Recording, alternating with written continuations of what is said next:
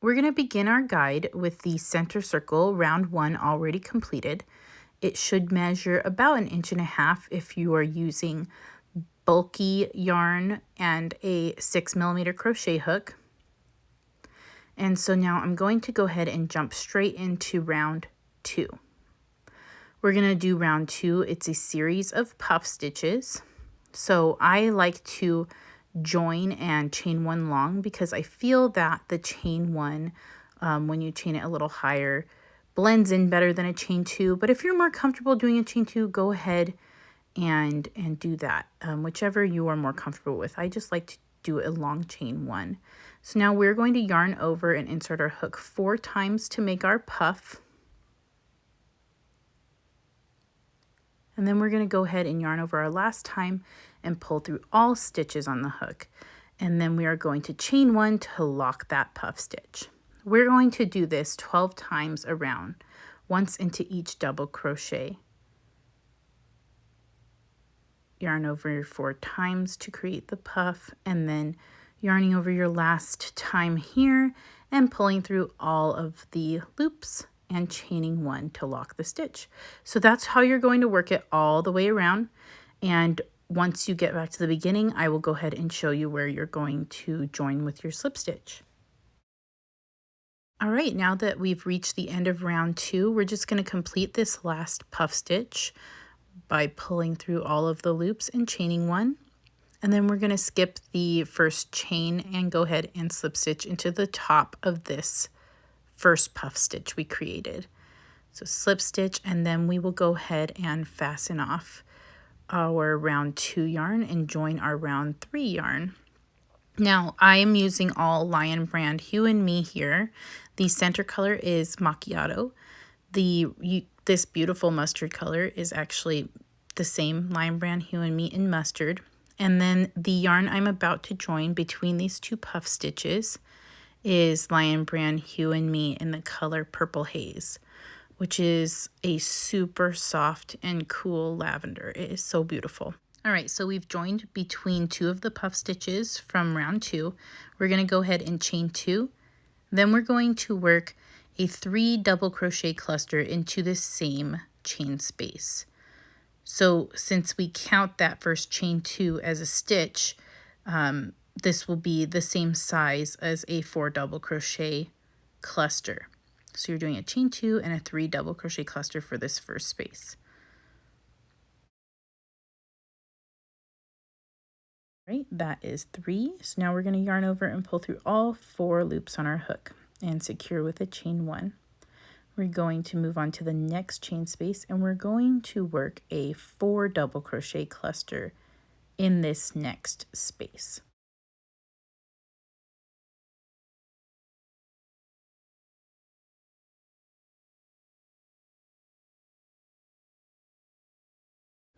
All right, yarn over and pull through all 5 of those loops, and then we're going to go ahead and chain 1. So the next space, we're going to be working our corner.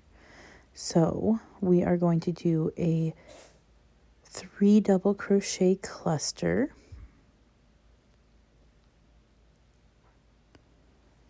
yarn over, pull through all 4 loops, and then we're going to work a chain 2 for that corner space, and then another 3 double crochet cluster into the same space.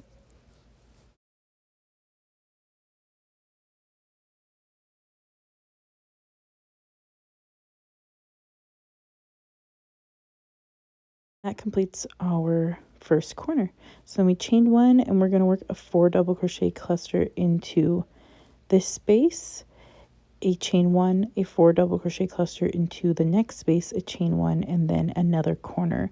So go ahead and keep following this pattern all the way around, and I will go ahead and meet you back at the end of round 3 to show you where you're going to be slip stitching. All right, and we have reached the end of round 3. We're going to go ahead and work our last chain 1, and then we're going to skip that original chain 2 that we started with, and we're going to join into the top of this first cluster here with a slip stitch, and that will complete not only round 3, but it'll complete our square. So we're going to go ahead and fasten this off, and I'll show you how to join. Right, we've laid out our squares for attaching them. It's, as you can see, it's in a T shape right now. We're going to attach all of the edges that are currently touching, and then I'll show you which edges to attach to form your pouch. So the first thing we'll do is we'll remove these two squares so that we can work on the remaining ones. I left my tails nice and long so that I can use those for sewing these together.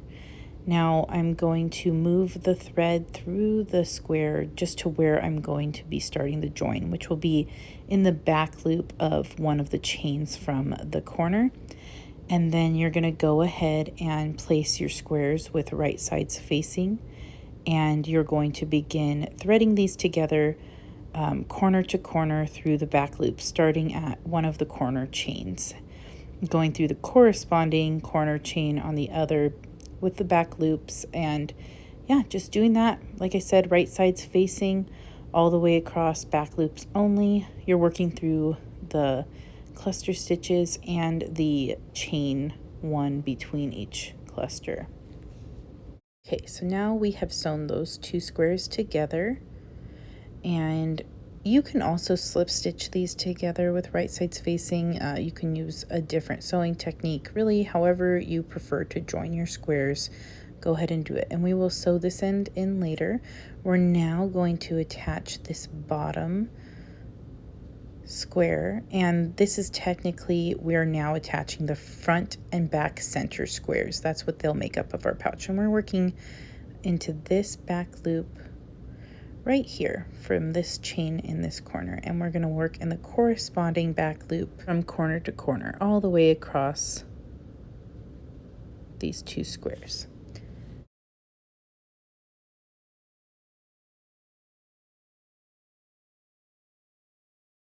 All right, now we have those three squares attached. We're gonna go ahead and attach our fourth square next to that center square, top square of the T.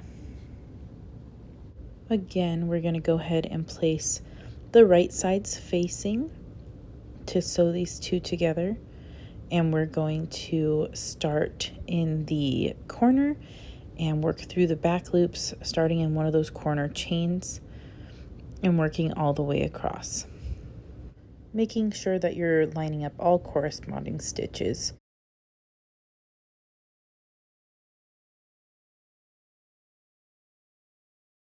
Now that we've attached all four of those squares, you're going to go ahead and fold it in the center, and we're going to fold this right square in half, and we're going to attach the center edge to this side edge here.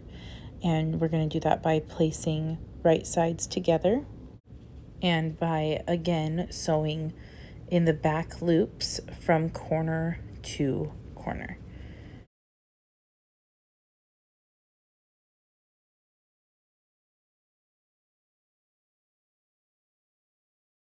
All right, and when we get to this inner corner here, I like to throw a few stitches in until this hole is closed up. So I usually poke my finger in, and if there's any gaps I'm noticing, I just might throw a few more stitches in before I tie a knot and weave it in. And that way your bag is completely secure. Right, so we're gonna go ahead and flip our pouch right side out. As you can see, that first right side is complete. We're going to do the exact same thing on the other side.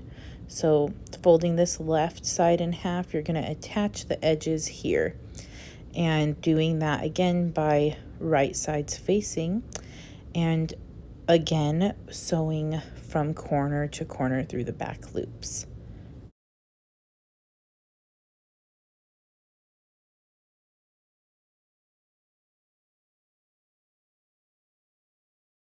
Again, when we get to this inner corner of the pouch, we're just going to stick our fingers in the bag, make sure there's no loose gaps that need to be addressed, and then we're going to go ahead and weave in our ends. All right, now we've turned our bag right side out. We're going to go ahead and join our yarn again in the back center for round 4. We're going to half double crochet into the same stitch as join and half double crochet in each stitch around. This includes clusters and chains. I'm not working so much into the chain spaces as I'm working into the chains themselves. And I will go ahead and show you what we do when we get to a join point here. So you're going to work into these couple of stitches, and then when you get to the chain 2 space from the corner of your square, you're going to skip over that space and go straight into the seam that you used to join the 2 squares. And that'll give it a nice clean finish, pulling those squares together at the tops, and then skipping the space again here and going into the next cluster stitch, and then continuing to do that around, working into each stitch a half double crochet. And then now that we're going to be getting to what I like to call the corner of the bag, I will have you guys go ahead and do a couple half double crochet decreases. You can do this in a few different ways, but I'm going to show you how I like to do it. So I just fold my bag in half, and at that corner of the folded square, I'll do a half double crochet decrease into a stitch, and then the second part of that same half double crochet decrease into this corner space, and then the first half of this half double crochet decrease into the same space and into the next stitch. And that will basically pinch the corner of your bag so that it has a slightly more closed and less floppy opening at the top. You're going to continue to work a half double crochet into each stitch around the front of this bag.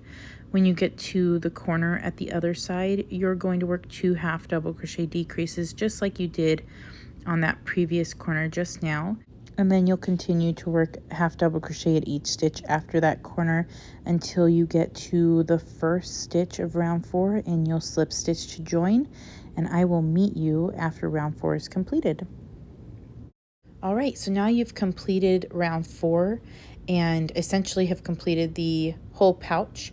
Now you're going to go ahead and join your yarn for your strap. So first, I like to fold my bag at its exact fold point on the side edge here, and I just take a look and see which 2 stitches are the most center, and that's where I go ahead and join to the stitch on the right with my strap colored yarn. And to begin the strap, you can either chain 2 or you can chain 1 long, whichever is your preference. Chain 2s tend to stand out a little bit more with puff stitches in my experience, so that's why I like to chain 1 long, because I feel like it blends in better. Now we're going to work a strap puff stitch into this first stitch. Now a strap puff stitch is worked very similarly to the puff stitch in the rounds of the squares, except you're yarning over at the end and pulling through all loops except the one on your hook, yarn over and pull through 2. So the 2 differences would be that you are not pulling through all of the loops on your hook and you are not chaining.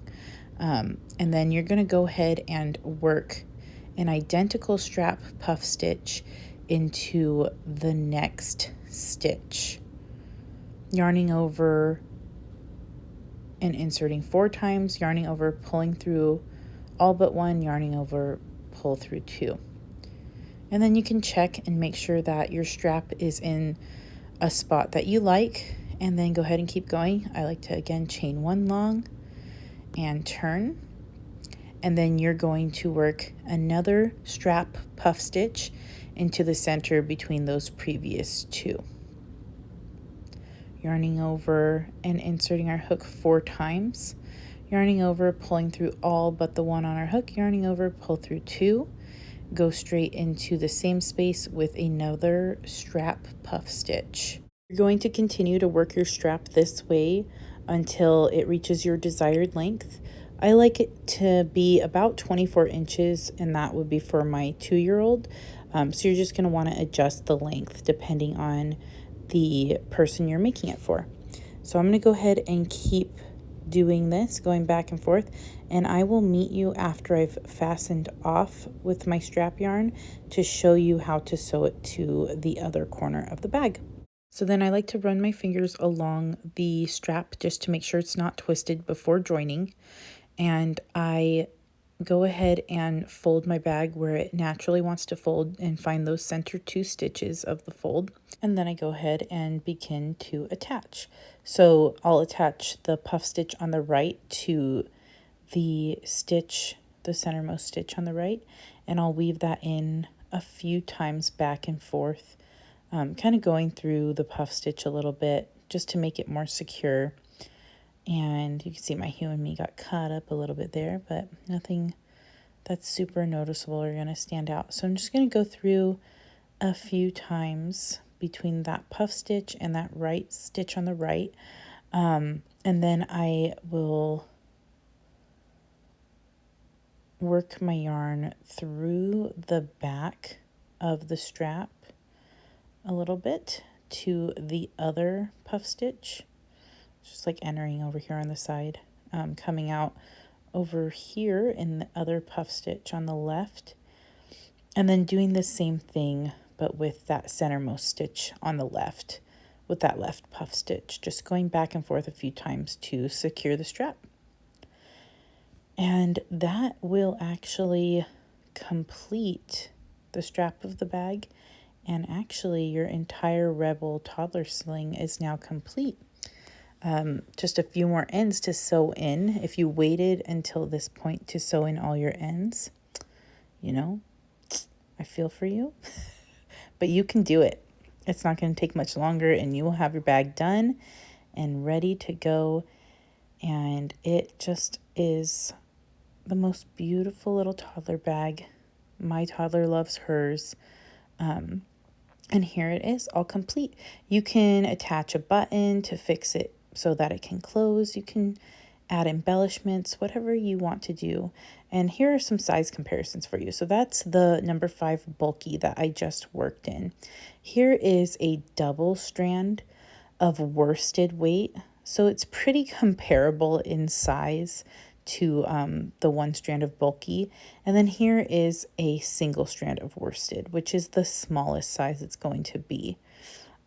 Perfect for tiny hands.